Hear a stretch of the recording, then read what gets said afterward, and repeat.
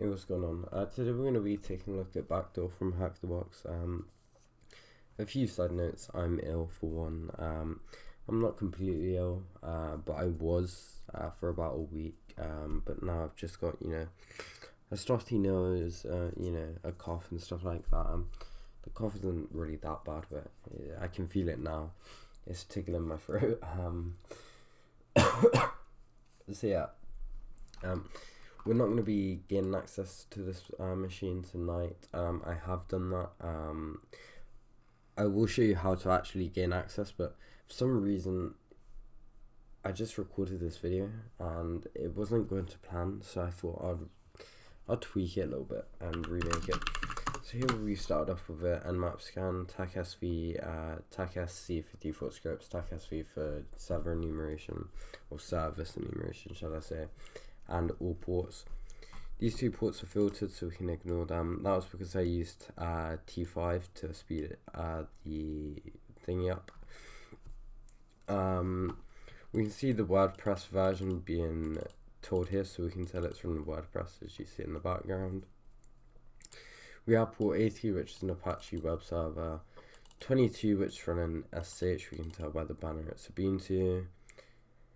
1337, which is open and it's using waste. Now I highly doubt that. I reckon there's a custom service on that. Now just to note, the reason that I am not gaining access to this now is because when I was trying to gain access, the exploit that everyone's going to be using is it's not very stable. And when I say that, I mean it doesn't work consistently. It works 1 minute, in the next minute you can try get another shell and you're just gonna fail, and it's actually some reason caused the port to shut, and I don't really want to restart the box because I really want to get to sleep. So I'm going to show you how to enumerate, how I found the exploit and how to exploit it, but I'm not going to get the actual shell because, well, the port's shut, and yeah, that's self-explanatory. But I will give you the exploit. All you have to do is generate the payload, run it, and bam bam, I'll show you how to do all of that. I just won't get the shell. The first thing to note is it's running WordPress. So the first thing I do when I see a WordPress website is run WP scan, because it's quite a helpful tool for enumerating WordPress. So here we have -e, which enumerates, and here we have a few available choices. We're going to be using vulnerable themes, vulnerable plugins. We can do DBE for database exports, and we can do CB for config backups. We can do all plugins, so our command is going to be WP scan, and I shall zoom this in, --URL, I believe it is, yeah, HP backdoor, -e VP AP VT, so VP AP VT, CB and DBE, I believe it is. Yeah, I'm just gonna run that. Oh, okay. Is there maybe like a VP VT? Is that okay? What did we say? DBE or AP, was it? God knows. No, I do not want to update. We'll just run this for now. Okay, cool. Oh yeah, I recommend this. I actually have an account, and you can use it with this, but for now I won't be. Okay, so we got the WordPress version, which is apparently insecure. I looked up some exploits, like there is pretty much nothing that we can use. XMLRPC is enabled. This can be helpful. Sometimes there's custom lists that we can use. So last thing, you know, if we don't find anything, we can actually start attacking XMLRPC. Sometimes the developers add custom methods in here that, you know, are misconfigured on purpose as hacked box, and we can get code execution. And here's a few of the attacks that you can actually do for specifically WordPress. So I know that the DOS works, I know that the login works, and I know the ping back access works. Which this, I believe, actually doesn't work anymore, but it used to disclose the backend IP of Cloudflare. I believe that was what that done. We got a readme.html. We got a uploads file, a directory I meant. WP cron, a WordPress theme 2017. And that's about it. So we don't have much to go off here. So okay, while we go look at what we found, let's just run GoBuster. So we're going to use dir for directory listen mode -u, and we're just going to put backdoor.hp. User share word list, so tag W's for the word list, dir buster. I'm just going to keep this nice and easy. Directory list 2.3 medium, and we're just going to run that. Now one thing I want to try do is just firstly I want to enumerate the usernames so we can test admin. So admin's actually a valid username, as we see by the error. So you can perform user enumeration via this error. You can write something in Python to quickly do that with an array or something if you don't want to specify a list. Now we've got two directories right here. WP includes, which shows a few things, but a lot of it will just return 500 internal errors and nothing. So you've really got to try here, and you're not really going to find anything too helpful. I'm not sure if like maybe you can see plugin. That's just to upload the plugins, I believe. So one thing we can do is target the WP content. So we're just going to run that against WP content. We're also going to look in WP content, which is a blank page, but as you can see it returns stuff. So the first thing we can view is themes, which seems to be empty, plugins, and we have ebook download and hello.php. First thing we can do is view this, but this is HTTP error 500, so that's an internal error. It's to do with the backend or the request method, so you could try a post request or something. Here we have ebook download, which is a WordPress plugin. So we can quickly Google that for an exploit. We already see one, which we see is, oh yeah, so you can find the version. To confirm this, we are running 1.1, and this is for 1.1, which I think is the latest one out. They haven't bothered fixing this yet. My man's asking for donors. I don't know if that's the author, but yeah. The first good thing is we can view WP config, which has the DB connection. You know, the password, the user, stuff like that. So we can view this. I viewed it quite a lot. We shall shut these.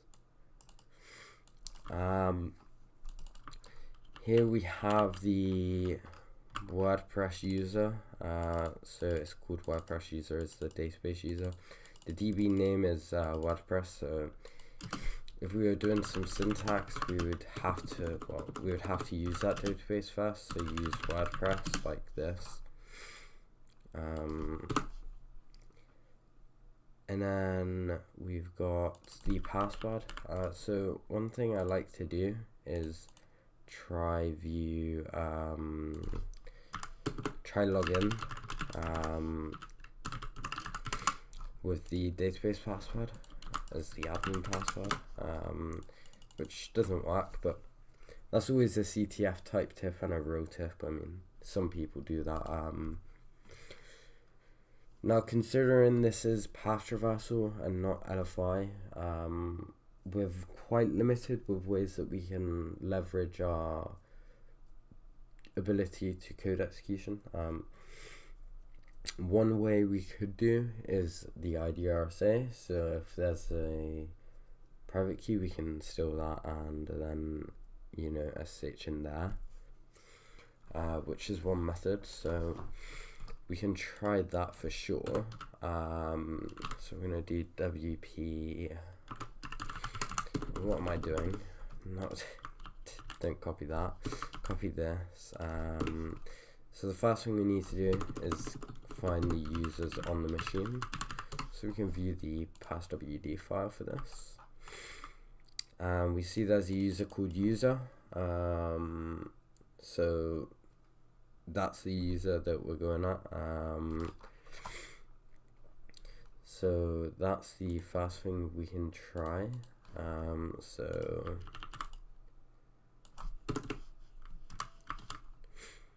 we can try /home user desktop, I believe it is. No. SHIDRSA. I believe that's the.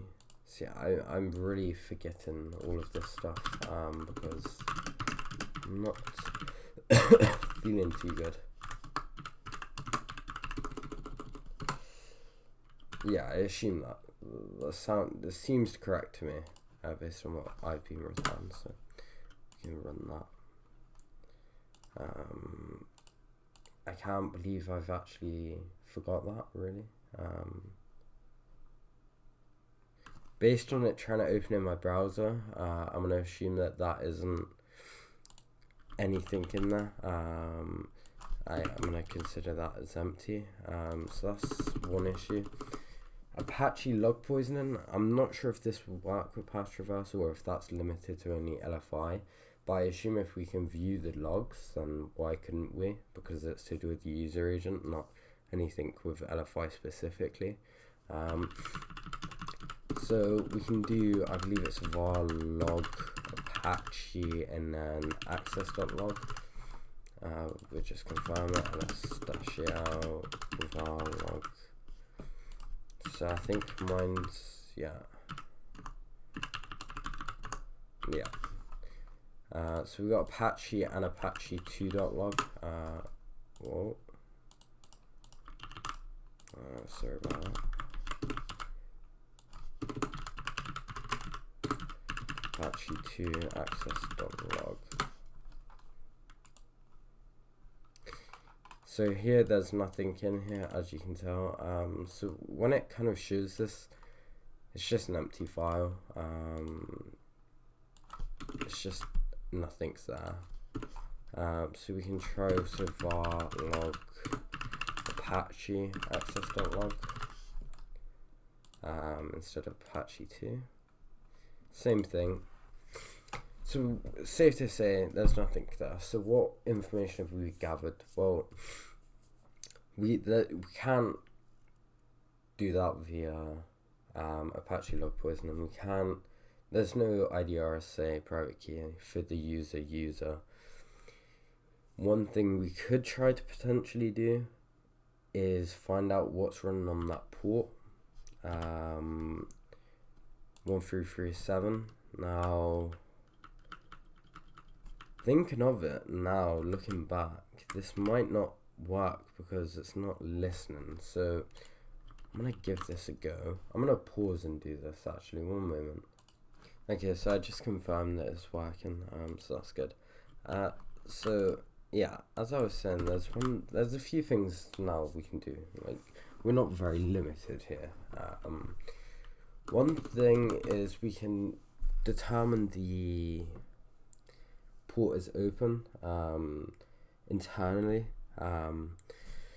We can do this via proc, I believe it's proc net TCP, which this obviously, if you're trying to look for open ports on UDP for some reason, I don't know, you can do UDP, but this is TCP, and we're just gonna run that, and here we get returned this file. Now at first glance, it looks unreadable.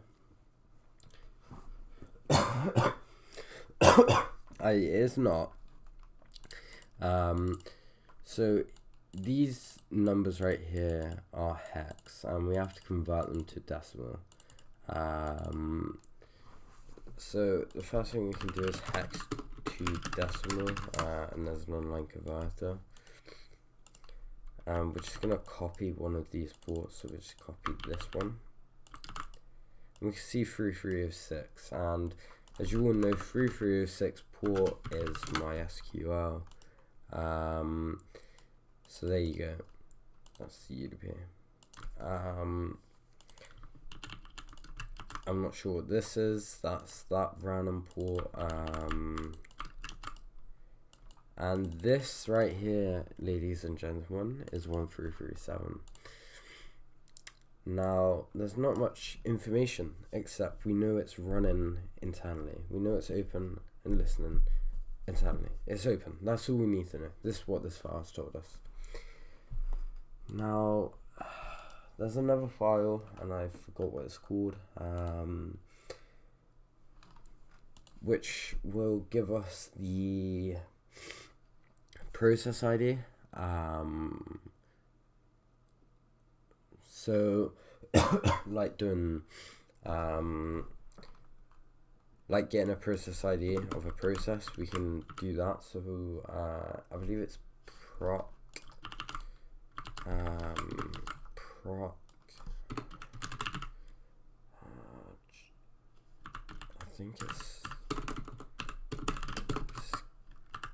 think it's short for schedule underscore debug or something. Yeah, okay, cool. Here we have this, and now a lot of this isn't going to be helpful to us, but we've got to ignore stuff that doesn't really point out to us, like looking at spread. Like, this isn't going to help us as it get code execution, so we need to ignore half of this, and I just want you to pay attention as we scroll through. And I'm actually going to use my arrow keys here. Here is where it gets interesting. So we get a PID. So here's all of the processes running. So here we have quite a few.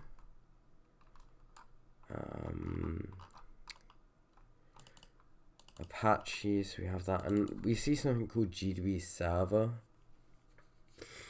which really stood out to me, because why would they be running a GDB server unless it's like for Prevest maybe, but unless we're doing something with GDB. So I was kind of suspicious about that, and I kept looking through. From there, you know, nothing really stands out to me like that did.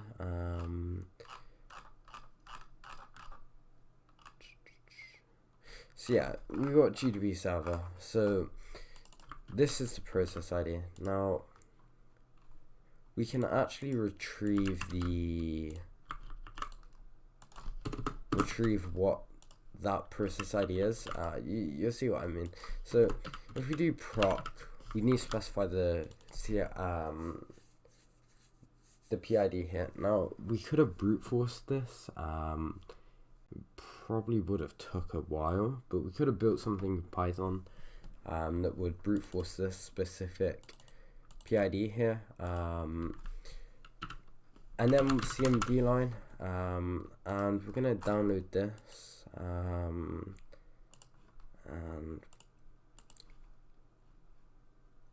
I don't know why that's trying to open in my browser.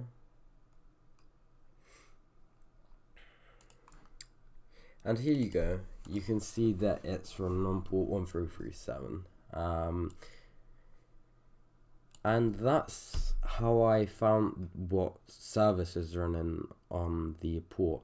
So that's quite good enumeration knowledge to know. I'm actually quite surprised that this is rated at an easy to enumerate this hard. Usually, you know, it'd just be grabbing the ID RSA key if it's easy. But no, it was an interesting one. So HTB server, we can look this up. We can look for an exploit. And we see a remote code execution. There's a Metasploit module, but we're going to stay away from that. There's a Python exploit right here. And oh boy, does this exploit frustrate me. So here, by the way, I have solved this box. I have routed it. So this is what I used. And just for your information, I tried the Metasploit module after this kept failing, and the Metasploit module just kept giving me an architecture bloody error, and it was very weird. So just call a file exploit.py and save it in. If you run python 3 exploit.py, you're gonna see this. So it's pretty self-explanatory.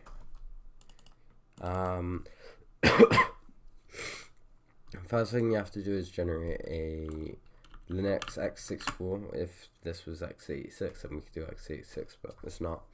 And this is gonna be a Linux reverse shell or shell reverse TCP, whatever you want to say. We're gonna need nowhost, which you can get your IP by running ifconfig on 0. Lport, that can be whatever.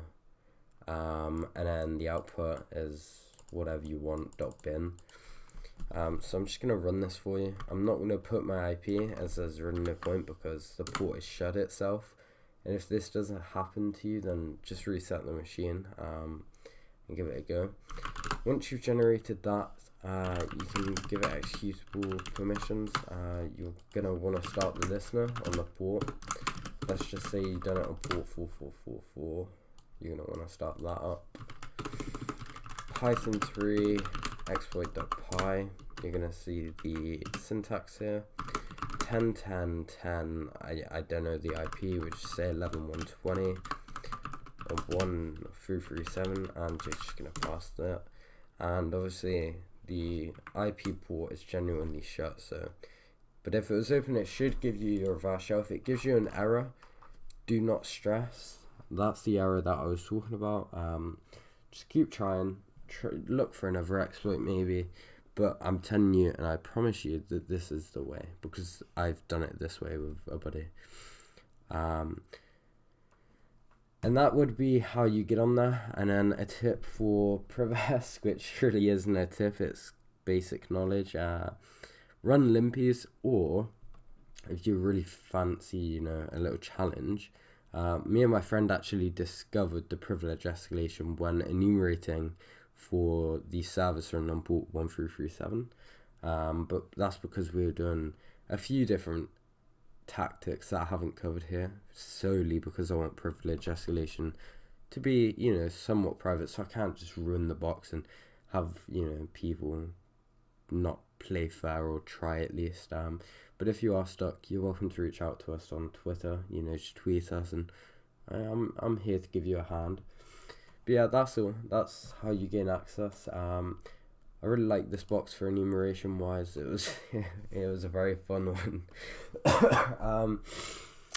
So yeah, I don't know if I'm gonna publish this video. If I do, then well, you'll see it. If not, then well, GG's. I don't know why I said that, but have a good one. Take care, and I'll see you in a bit.